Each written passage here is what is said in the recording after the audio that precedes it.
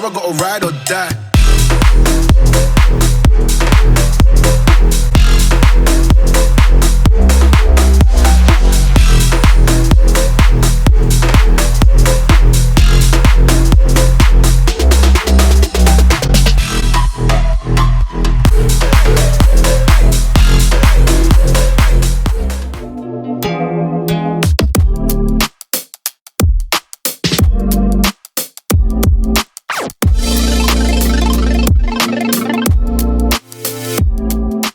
So guys, welcome back to the channel.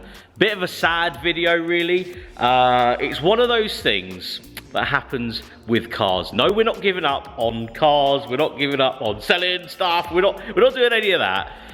But something has happened to the 106 GTI.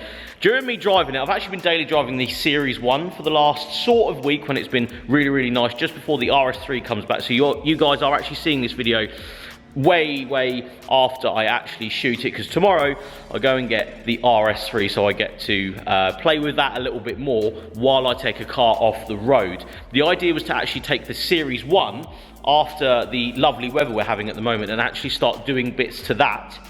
But unfortunately, or fortunately, depending on how you look at it, this car is actually running and driving absolutely perfectly at the moment. It doesn't need anything doing other than the cosmetic things that I've bought, like mud flaps and just various other things. So nothing really needs to be done to this for the foreseeable future until I want to start doing little bits of paintwork and all that sort of stuff. But something again has happened to the 106. Again, I am trying to be, and I'm going to say it, transparent as possible on this channel, because you guys need to know the struggle of driving, or at least enjoying three cars and costs and all that sort of stuff. But when they go wrong, you know full well that you're not going to be able to be driving that thing for a while. It does cost a lot of money to keep a little fleet of cars, say 3 cars actually physically on the road, petroled, fueled, insured, all that sort of stuff.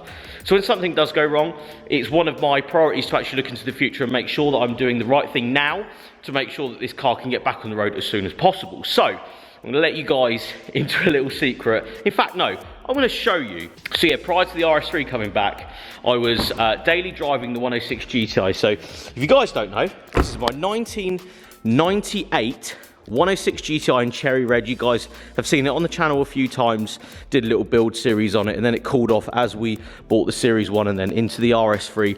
And then I was going to put this to one side before really going in on a few other bits I wanted to do. But if I take you guys into here, and what might help, see, this is why I need to drive this car more, because I forgot where the bonnet release is. Anyway, so we'll get the bonnet release open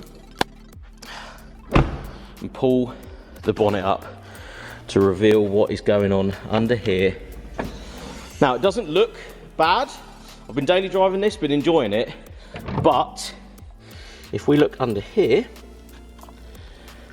this is the reminiscence of a blown head gasket, or believed to be a blown head gasket on the 106 GTI. So yeah, after driving this thing a few thousand miles, the head gasket is in fact gone on the 106. I actually the other day pulled off a few of these lines. That's why they're still sort of undone from here and all that sort of stuff, just to check if there was any sort of mayonnaise residue in these pipes, and there's a lot, unfortunately. So that means that this is going to not go on the road for a bit. I don't want to damage the engine at all. It is overheating incredibly quickly. I took it for a drive for about 10 minutes the other day, and unfortunately it started to overheat within the first sort of 5 to 6 minutes of me actually driving it. So although I could still daily drive this, I could still drive it and it wouldn't really be too much of a problem if I was just doing a 10-minute journey everywhere. But it's incredibly hot in the UK at the moment, and I don't want to damage the car past this physical engine. I don't want to have to go and buy another engine because this one's scored or whatever's going on. So I don't want to blow the thing up. I don't want to destroy it in any other manner. I just want to fix it. So this isn't really my fault. It isn't really the last owner's fault or anything like that. We did put fresh oil in this, as you guys saw, when I actually bought it, and there was no trace of anything going wrong within this car. So it is in the last sort of couple of weeks where I've been daily driving this and the Series 1 when I bought it, but I was really daily driving this and putting some mileage on it, is when it started to go. And I noticed the temperature going up a little bit. This is actually the first time I've ever had what's suspected to be a head gasket go on a car. So it's one of those things, it is funny territory for me because I'm not too sure if that is exactly what is going on here, but it does look, you know, I've chatted to some friends that have had 106s in the past, and that's exactly the look that you would get from the oil cap if the head gasket was on its way out, and the temperature gauge going up incredibly quick and not cooling down at all when you're out. It just keeps on climbing and climbing until the red light comes on. So unfortunately, it looks like I've blown the head gasket on the 106 GTI. Not my fault. I don't think the car's got 150,000 miles on it. I have no paperwork to show that it's actually been done in the past. I don't know if the engine's come out and another one's been put in. So I'm not too sure if this has ever happened before with this car, or it's been changed, or anything like that. So I can only assume that that engine in that car has done 150,000 miles. So that, if we're going to be realistic though, 150,000 miles on one of these older, you know, 20 plus year old 106 GTIs that have been, you know, enjoyed in their time, it's done pretty well. So this means that I'm actually going to be taking this car, in theory, off the road for the next sort of couple of months. Again, don't have loads of money to dump into cars and all this sort of stuff. I want to enjoy them. That's what it's all about. And just do cheap little mods. But this is something that I want to really enjoy doing and understanding how this engine works. So what we're going to actually do is I'm going to try and buy some cams for this. So this is the point in the video. I'm going to ask you guys to help me out. I'm not looking for freebies, I just want to buy parts from subscribers. I want to always buy parts from subscribers for my builds. If you have a part and I have a car and I give you some money for that part to make videos with and, you know, put cool things on my car, that's exactly how I want to run this channel. So if you have anything engine-wise for a 106 GTI, so I'm going to sort of list what I sort of want to do, but not really sure how far I want to go with it. So I want to put some cams in it, not too leery. I would like to go for some slightly aggressive ones. I think the ones I was looking at, the cat cams, I'm going to say, they did about 4 to 5 brake horsepower with the cams. There was some really, really aggressive ones that did like 20 brake horsepower, which sounds fantastic, but I'm not doing a big crazy how fast can we go in the 106 GTI build. I just want a little bit of a lairier cam in it. So maybe a 5 brake horsepower cam would be pretty cool. A polished and ported head would go down pretty well as well, but unfortunately they are incredibly expensive for you to actually physically take this head off, or me buy another one and then actually go and get it sent away. So if I can find maybe, I'm not going to say a second hand one, but one that's already been milled down and someone's selling, that would be fantastic. And the head gasket kit, yes, I could go buy it off eBay. Yes, I could go to the SCS round the corner from the gym, but if anybody out there has any better leads, maybe a better head gasket, or they've done it before, they've got better bolts for the head, whatever it is, I would rather go down that route than me actually going to source anything for this car from anywhere else. I'd rather source it through subscribers, give you the money for it, give you the chance to get rid of some gear that you may have for a 106 GTI that you've had sat about. And unfortunately, my Super Sprint exhaust that I wanted for so long, I paid for it and it never turned up. So I am actually after a complete exhaust system from the front of the car, so the manifold back.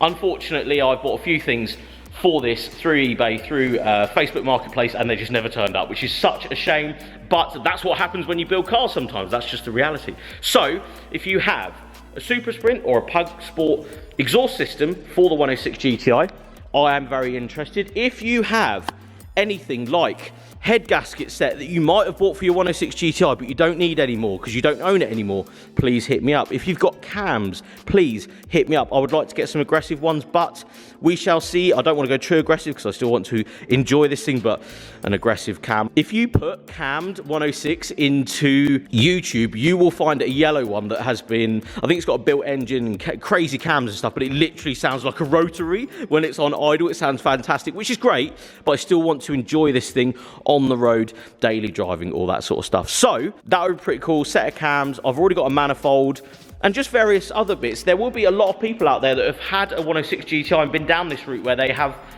maybe blown an engine up or had to do a head gasket, but me, this is the first time, complete novice at doing the 106 GTI, especially anything engine wise.